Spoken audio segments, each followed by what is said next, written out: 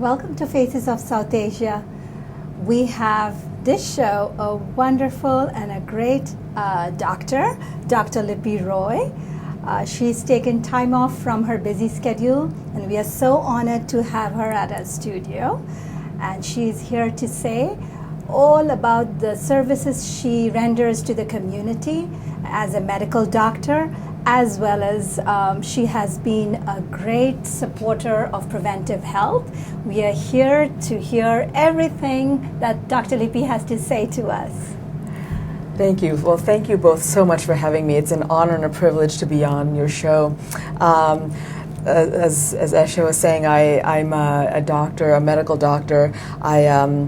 I did my medical school training at Tulane University in New Orleans, and my internal medicine training at Duke University Medical Center in North Carolina, and now I work for Boston Healthcare for the Homeless Program, taking care of Boston's homeless men and women. At times it can be challenging, but it's a highly rewarding position. I feel very fortunate to be a doctor and to take care of people. It's a real honor to have people come to you and share their most personal issues, personal, medical, psychosocial, and to have them share those problems with you is really a privilege. So that's what I do, and as this show goes on, I'll be able to share with you my experiences, not only here in Boston, but prior to this I was at Duke in North Carolina, and prior to that I was in New Orleans, where I evacuated from Hurricane Katrina. And while I was doing residency, I did go to Haiti, Port-au-Prince, and helped care for earthquake victims. So it's a very exciting field, and it's a privilege for me to be a doctor. Wow, that is amazing. That really is. Like you've done so much for the community, and going abroad and helping out. That must be just amazing. But it must be very overwhelming for you. Well, it's interesting. When I first just even going into medical school, in the first couple of years can be quite overwhelming. It's a vocabulary lesson. The first 2 years, you hear words like pheochromocytoma, adrenal insufficiency, hepatocellular carcinoma, leiomyomatosis. Who knows what those are? Prior to medical school, I had no idea what any of that meant. But and then as third and fourth year med school go on, you actually get to meet patients. And actually now medical schools are doing a really good job in introducing the clinical aspect of medicine in the first year. So that was overwhelming, but it's an honor to take care of patients. It really is, and it's a lot of hard work. But I believe that if you really enjoy something, then you have to work hard to get it. Right. So for instance, when I was in New Orleans, taking care of hurricane victims, it can be really difficult at times when people tell you that their homes were damaged, they lost all of their medications, they're in heart failure, exacerbation.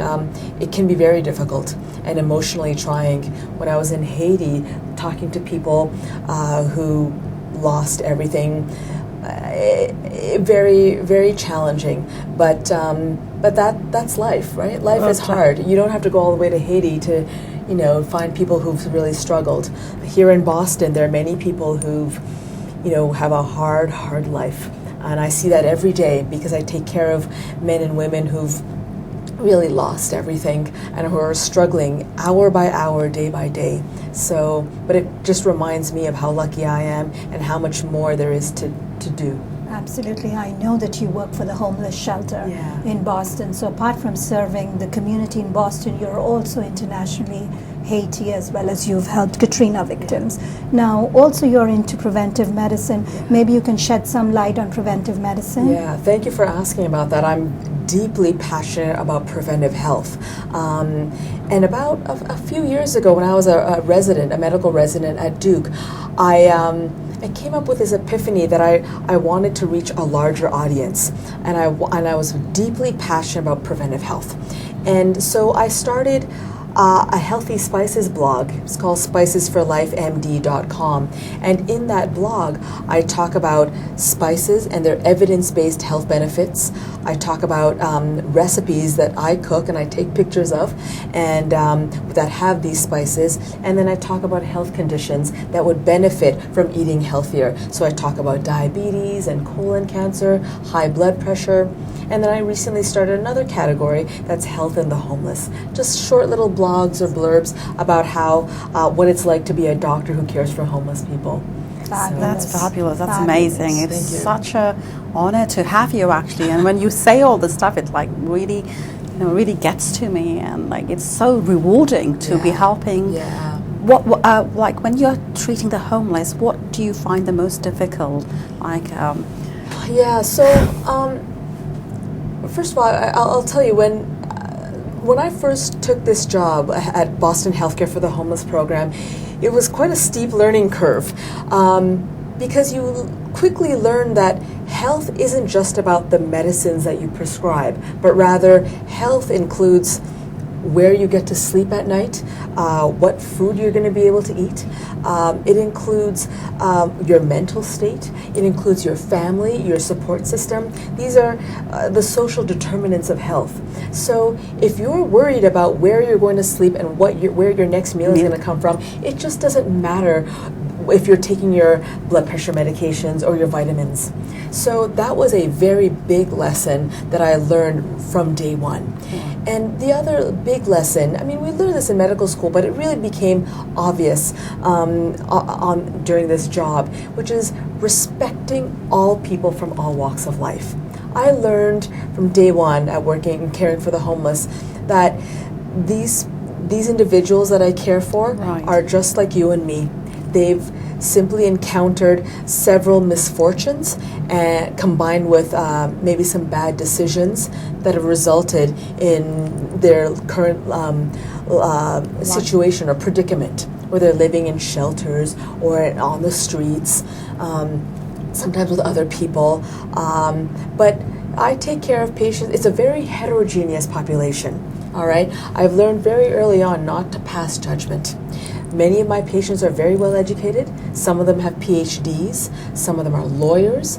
Some of them come from very good families, but they've encountered unfortunate, difficult situations. This could happen to any one of us. Sure.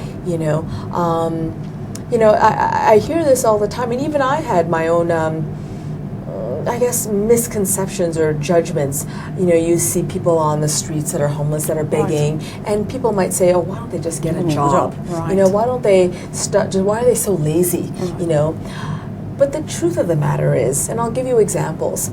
If you've been raped by your uncle at the age of 4, and then you start doing heroin at 11, and then you start drinking at 18.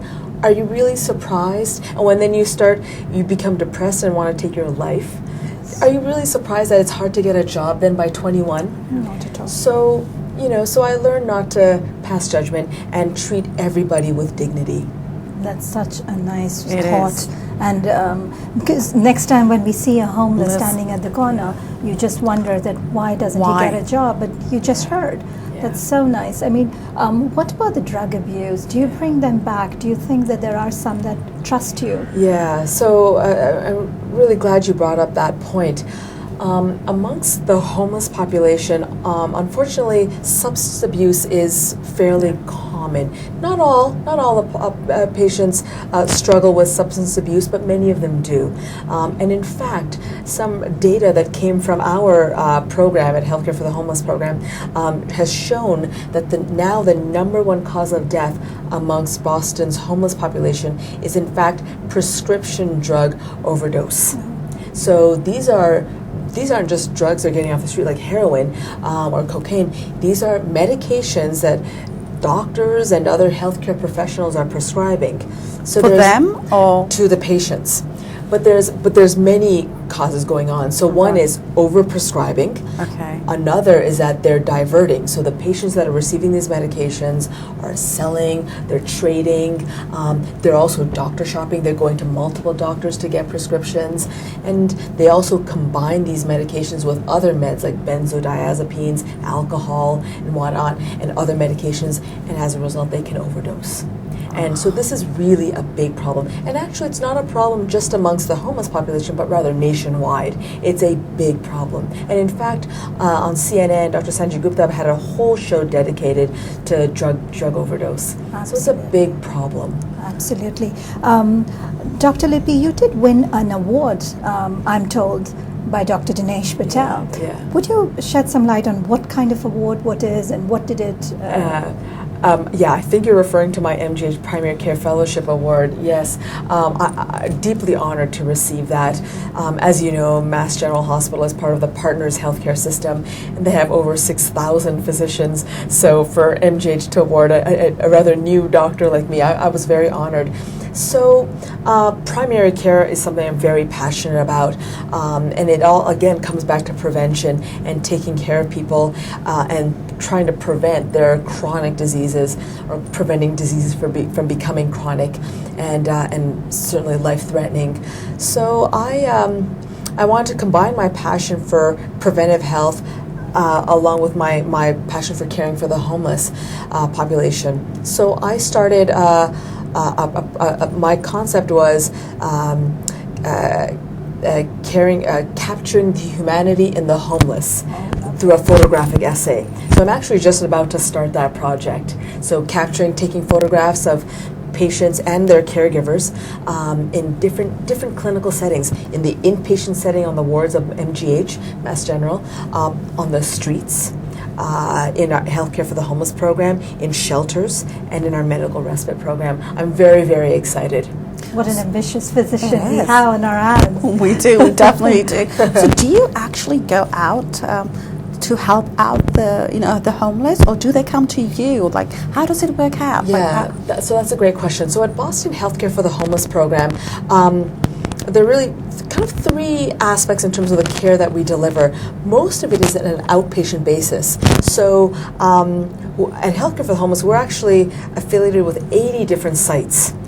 Some of them are shelter-based. Okay. So I work at two different shelters, Pine Street Clinic, Pine Street Inn, which is in the South End, and I also work at St. Francis House, as well as Mass General Hospital. So I see homeless patients or recently housed patients in all of the three of those clinical settings. We also see patients at the Barbara McGinnis House, which is a medical respite at 780 Albany in the South End, right across Boston Medical Center.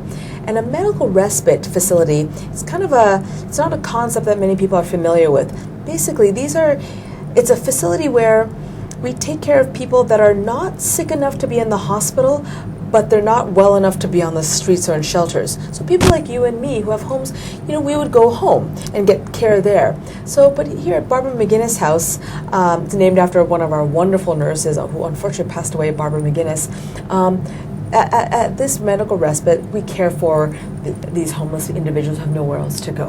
So medical respite, outpatient clinics, which are usually shelters or a couple hospitals, and then the third one is on the streets. So we have a street team. So Dr. Jim O'Connell was one of the founders and the founding physician of Healthcare for the Homeless back 28 years ago. He is still on the street team, goes out on the street along with a couple other doctors, nurse practitioners, and case managers, and a psychiatrist. Because if we waited for a homeless man or woman to come to us, they would not get the care that they really need. So we go to them. We're out in the community, we're out in the streets, we're in the hospitals. Now, apart from being a doctor, a medical doctor, of course I understand that you wanted to serve the community in a different way.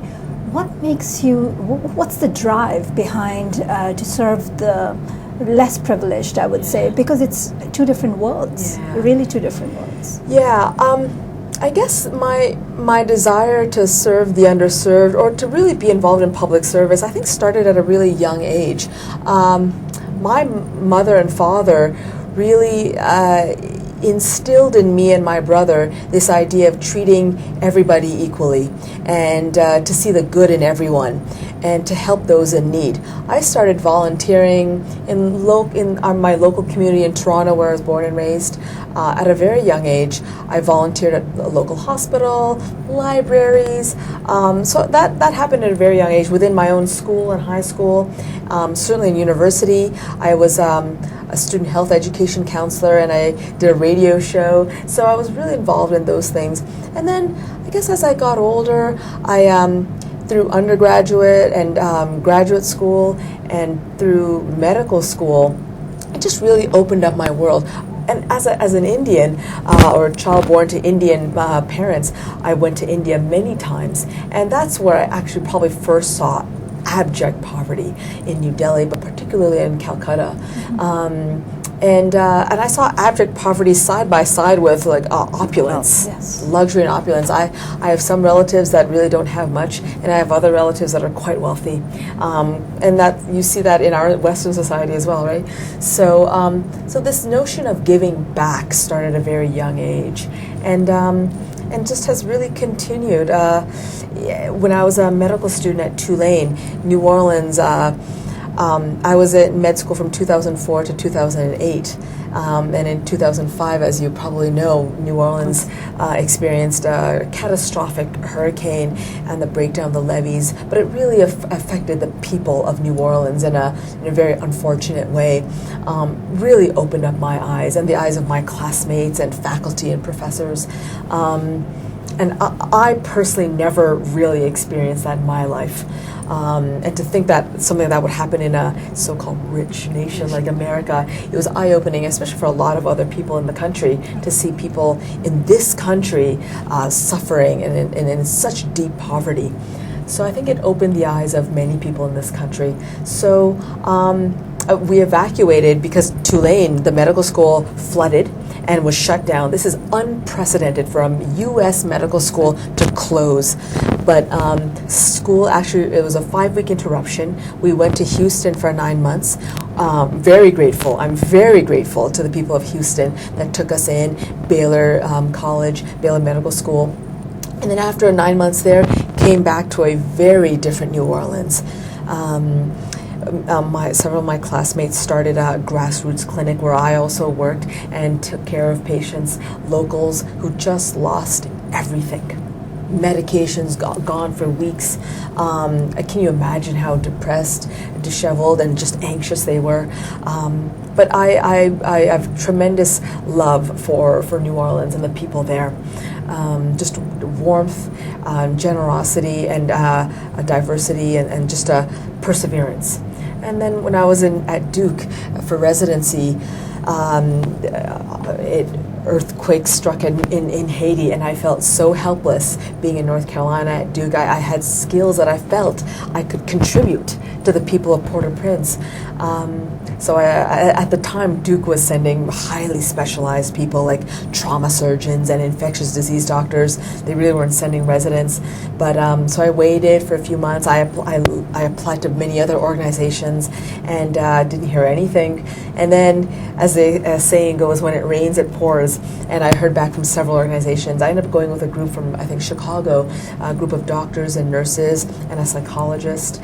And a tremendous week of my life where I got to, again, highly challenging but highly rewarding. Extremely humid, no running water, of course no air conditioning, but in total, in about 5 days, I think I cared for about 150 people. It was tough, really hot, but you know what? When you think of this, when you hear the stories that I heard about the people there, I can't complain. I have it pretty good. Can I share a story with you? Yes, please. So there were so many stories that I could share, but there was this one lady who I met, an elderly lady, about 66 years old. I made it a point to ask everyone, how were you affected by the earthquake? And this lady said, I lost 7 members of my family. What do you say to that? I said, wow. her first complaint, the reason she saw me was she said, I've been having body aches and headaches. So I asked her, oh, well, how long has this been going on? She said, oh, about 4 months. So at the time, this was April, and the earthquake happened in January. So I'm like, huh. So it coincided with the earthquake, and I said, huh. And that's when I asked her, how were you affected by the earthquake? And when she said she lost 7 family members, I said, I'm so sorry to hear that. I said, how were you affected? And she said, well, I had to dig out of all this concrete and rubble. And I said, well, that explains why she's in so much pain. And I don't know what to say to that. How do you respond to that? Except I just said, I held her hand and I said, thank you so much for sharing your story. I'm sorry you went through all of this, but you're a very strong person. I'm going to help you in any way that I can. I think I prescribed her some Tylenol, some ibuprofen, and I referred her to my psychology colleague just for some breathing exercises and stress relief. And can I tell you how tremendously grateful she was? And yet I felt like I wasn't doing enough, anywhere nearly enough. So. That's so nice. What a lovely story. It is. But you continued, she's so real. The main thing what I liked about Dr. Lipi Roy is, in spite of being young, in spite of being a medical doctor, going through all the rigorous medical school that she has to do, she continued being real, continued serving the community here in Massachusetts, and you can see that she feels like, when she helped the 66-year-old woman in Louisiana, she felt great. I mean, of course, the woman, probably the lady has recovered, but she felt good. I have another question for you. Would you mind sharing the preventive health? Because that's another absolute different aspect. I mean, I wouldn't imagine how you can do all of this. But would you mind sharing your future, your goals, where you see yourself, and what you would like to do? Yeah. So, as I think all of you know now, we're having a real healthcare crisis in this country and really globally. Healthcare costs are just astronomically high, and if we don't do something, it will bankrupt this country and many other Western countries. Diseases such as heart disease, diabetes, cancer, these are actually, for the most part, absolutely preventable.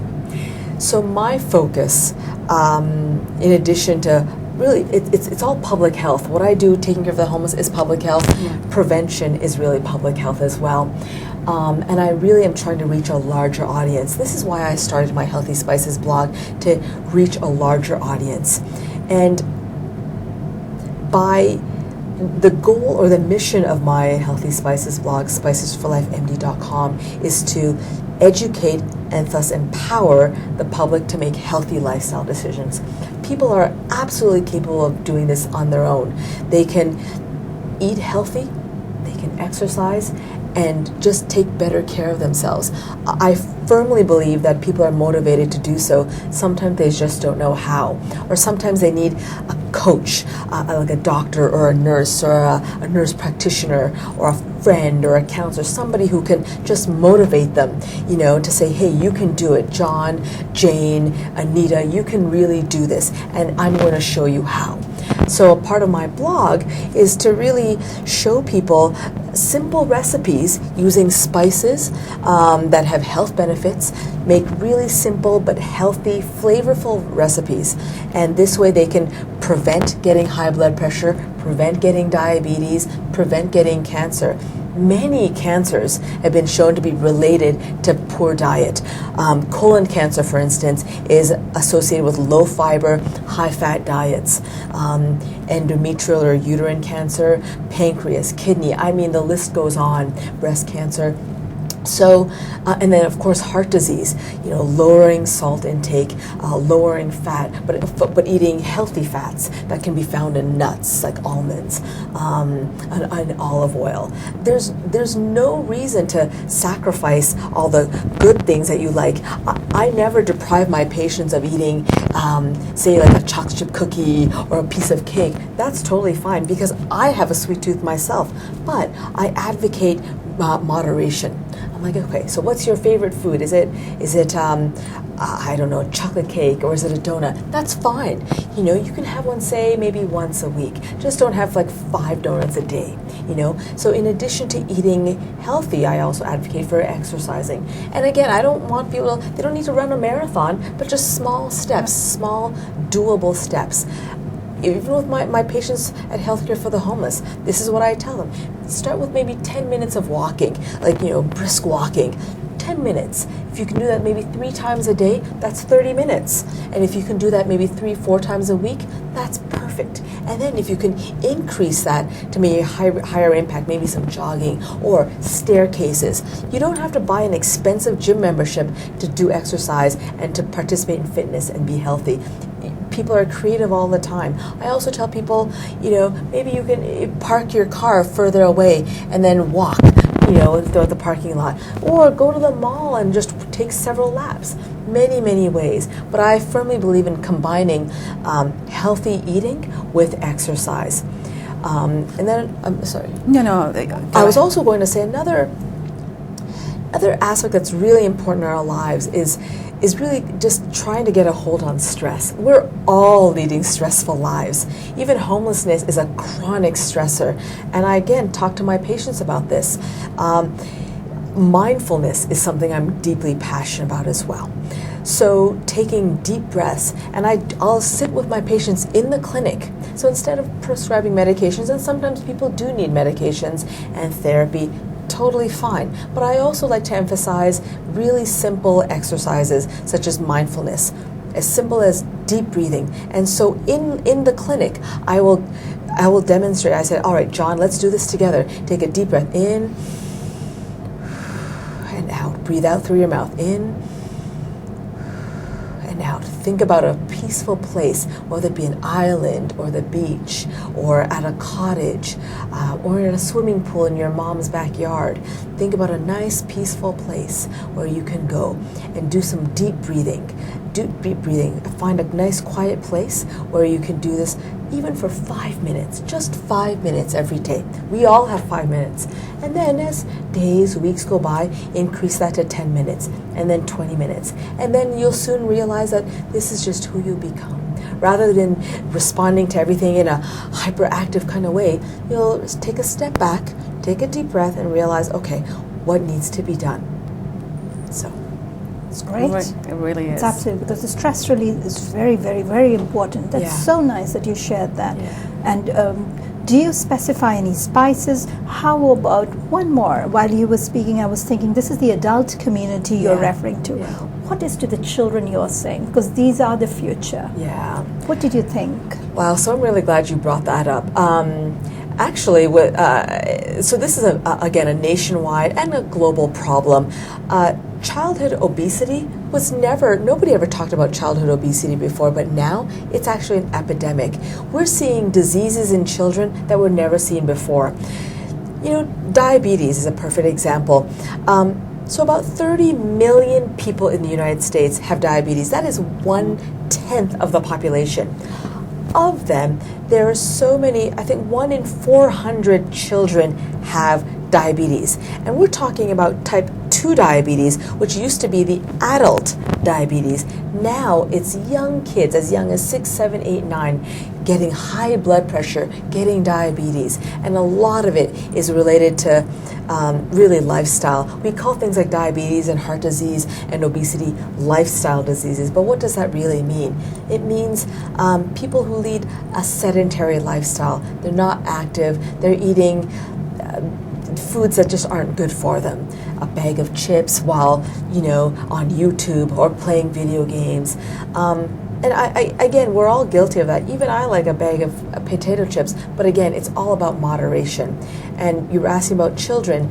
Unfortunately, we're seeing just too many kids practice bad habits. They're not active in schools. They don't have recess much anymore. They're cutting back on fitness programs like exercise, outdoor activities. All of these contribute. And it's multifactorial. I'm not blaming any one faction. It's schools. It's at home with the parents. It's everywhere, really.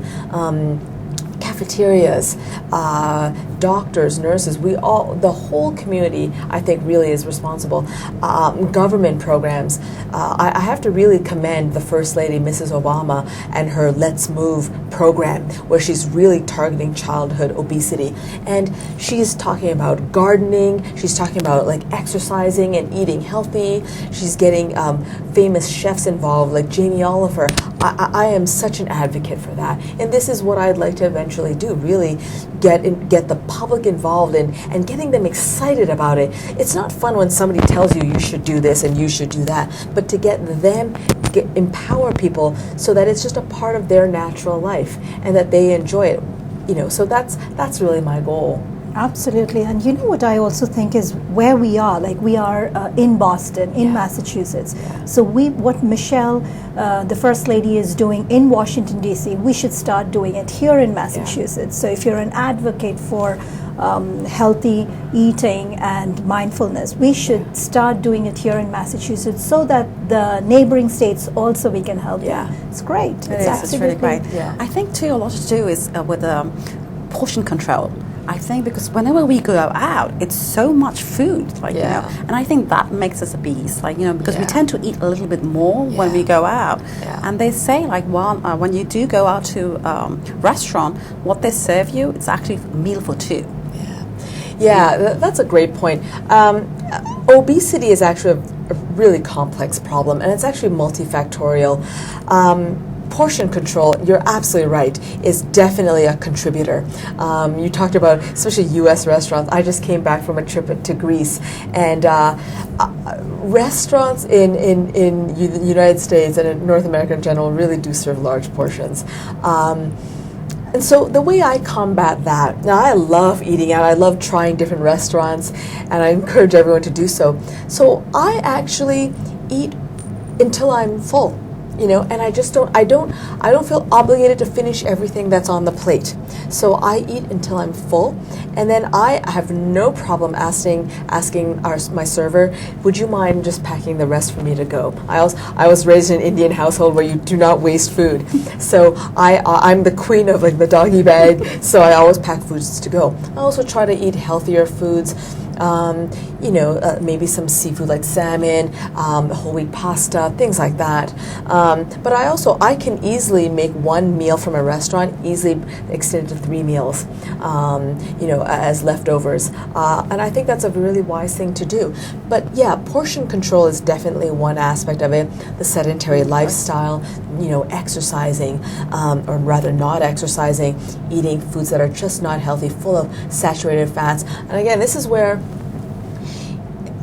the food industry also takes some responsibility. Sure. The food industry, and they know how they're marketing and what they're marketing and to whom, to children during cartoons, and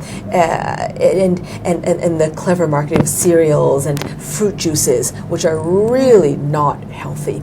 All of that's responsible. Fast food restaurants. But at the same time, fast food restaurants existed when I was growing up as well. So, it comes down to personal responsibility and making the decision, it's okay to have French fries now and then, but just not every day or 3 times a day. I firmly believe that when people exercise, when they play sports, playing tennis with a friend or dodgeball, or whatever it is that you choose to do, when you do that combined with eating good foods for you, you actually feel better. And there's studies that show that it releases healthy hormones. You feel better about yourself. When you drink more water, your skin gets better. There's endless benefits to leading a healthier lifestyle. You see, but you see, Sophie, you said that we're not going to change our portions because this is America. You went to Greece, and we know that I went to Italy, and the food is great, it's wonderful, but the portions are too less. And then we say, I wish I had something, but I love how Dr. Lipi put in. She said, you can just take it with you. It's great to go to the American restaurant and get a lot for your money, but just carry it with you. That's right. And I love that. Can I also just add, even you said, even smaller portions. So I've been to Italy, by the way, Italy, Greece. The Mediterranean diet is popular for a reason. It actually tastes great. Olive oil with I mean, the spices. It's just fantastic, and it's good for you. But the idea of not feeling full, I will say that many people confuse thirst for hunger. Mm-hmm. In other words, they think that they're hungry when really they're thirsty. So this is why I really advocate for drinking water, drinking plenty of water throughout the day. I mean, there's no actual guidelines, but maybe 5, 6, 7, 8 glasses.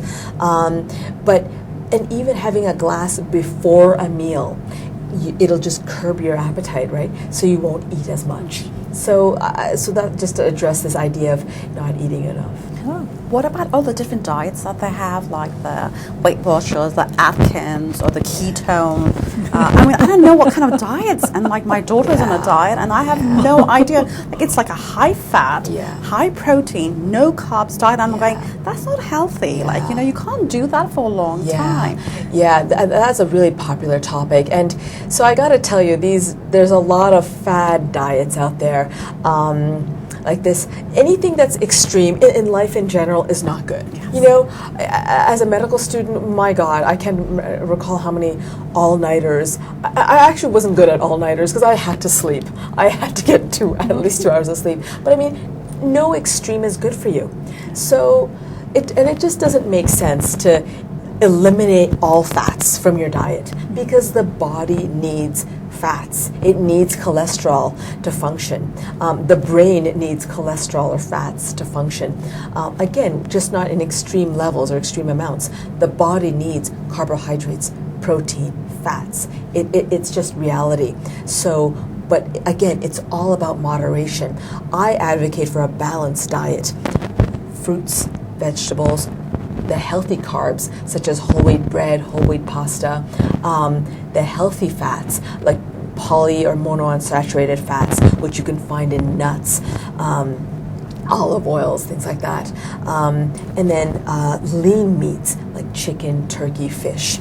It's totally doable. And for those people who say, but I need to, food is bland, I can't eat bland food. Well, you know what? I can't eat bland food either. I was raised in an Indian household with a mother who made the world's best food, who still does.